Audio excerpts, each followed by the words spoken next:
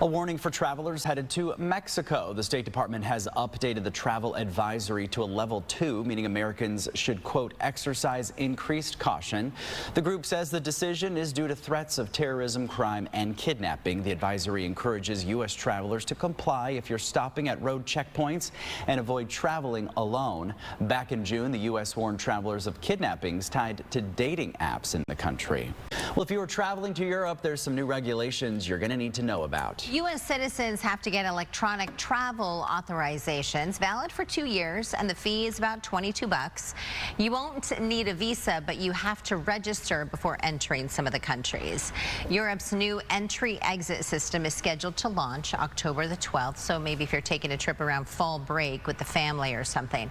Your face and fingerprints will also be scanned and logged, and if you refuse, you won't get in. Well, happening today, Phoenix's AI triage system will now be answering your non-emergency calls. So the new system is scheduled to go active today. It will greet people who call in. Listen to this, with up to 36 different languages. I think this was one of the things that it's really going to help with in the initial stages. It will ask a series of questions, direct callers to the proper spots. You know, if you need to go to the fire department, it'll send you there, or DPS, it'll send you there, police department, it will send you there. So the new system is only for non-emergencies, with a goal of freeing up 911 operators and dispatchers to actually take some of those emergency calls. So, you know, if your thoughts on that, we'd love to hear from it, because, you know, it's going to be interesting. We have a lot of it's a very multicultural city here in Phoenix. Sure is. 5th largest in the country.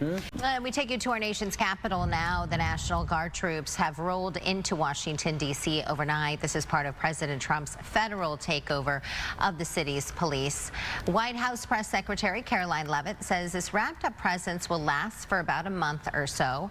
Federal law enforcement agents are also assisting. FBI Director Kash Patel says 10 arrests have been made thus far.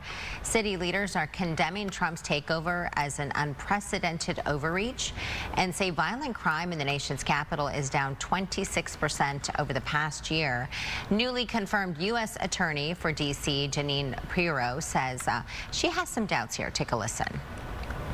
You tell the mother of the intern who was shot going out from McDonald's near the Washington Convention Center, oh, crime is down. No, that falls on deaf ears. And my ears are deaf to that. And that's why I fight the fight.